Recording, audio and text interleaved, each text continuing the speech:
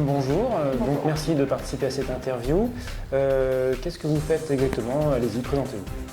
Alors moi je suis anesthésiste, réanimateur, j'ai fait ma formation en France et je travaille depuis 8 ans maintenant aux hôpitaux universitaires de Genève, donc dans le service d'anesthésiologie.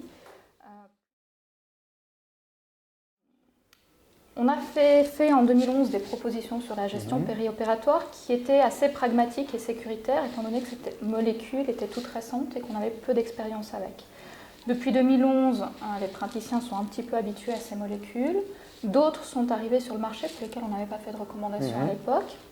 Je pense à l'apixaban et bientôt à l'édoxaban qui sera également commercialisé. Et des études très récentes, 2014 et 2015, ont montré que le relais anticoagulant préopératoire, que ce soit avec les AVK ou les anticoagulants oraux directs, augmentait le risque hémorragique périopératoire. Il nous semblait donc important d'actualiser nos recommandations pour nous rapprocher peut-être un peu plus de la pratique, s'adapter aux connaissances nouvelles et éviter ces relais préopératoires. Donc, basé sur ces études et sous les sous-analyses des grandes études de Relay, de Rocket-AF, d'Aristotle notamment, nous avons revu les délais d'arrêt pour les anticoagulants oraux avec des délais qui sont donc raccourcis. Pour les anti-10A directs, donc le rivaroxaban, l'apixaban et bientôt l'édoxaban, les propriétés pharmacocinétiques étant assez proches, l'élimination étant indépendante de la fonction rénale, on propose maintenant de faire une dernière prise orale à J-3 avant l'intervention et de ne pas faire de relais préopératoire par une héparine ou du fondaparinux jusqu'à l'intervention. Le dabigatran, lui, est éliminé en grande partie par le rein, donc il va falloir arrêter en fonction de la fonction rénale. Et on a proposé 2 catégories de clairance de la créatinine calculées selon Cockcroft.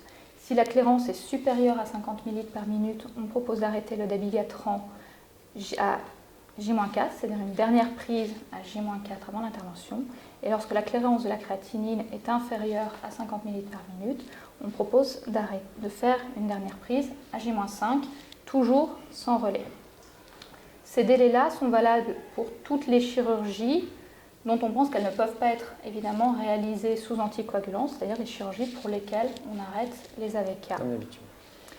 Pour les interventions qui sont habituellement réalisées sous AVK, notamment la chirurgie de la cataracte, certains actes de rhumatologie, certains actes de dermatologie, on propose de poursuivre les anticoagulants oraux directs un petit peu plus longtemps et de juste sauter la prise de la veille au soir et la prise du matin de l'intervention.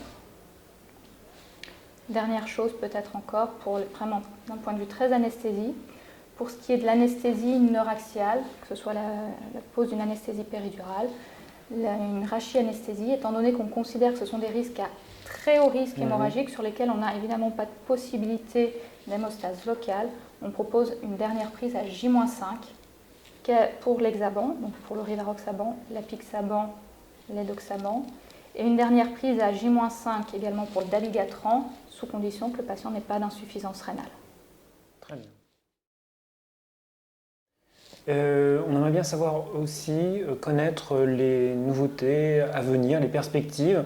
Je pensais notamment au monitorage de l'anticoagulation sous ces molécules-là, ainsi que peut-être des antidotes, une réversion possible. Alors pour le monitorage, c'est une excellente question, j'en ai pas parlé jusqu'à présent.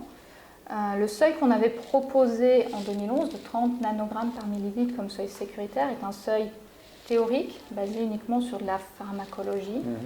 Et avec ces nouveaux guidelines, on propose de ne plus faire de dosage avant l'intervention et de considérer que les délais d'arrêt sont suffisants si les posologies sont correctes, qu'on n'a pas d'insuffisance rénale et qu'on ne suppose pas qu'il y ait une accumulation. Donc en dehors des patients chez qui on suspecte ou une accumulation du produit ou une élimination ralentie à cause d'une fonction rénale altérée, on ne propose plus en chirurgie élective de faire de dosage de ces molécules.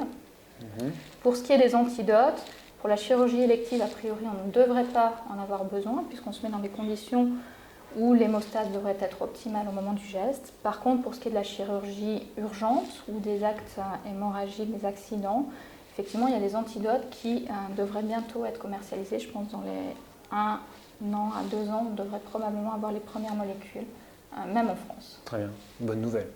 Bonne nouvelle pour les accidents hémorragiques. Merci beaucoup. Merci à vous. Merci.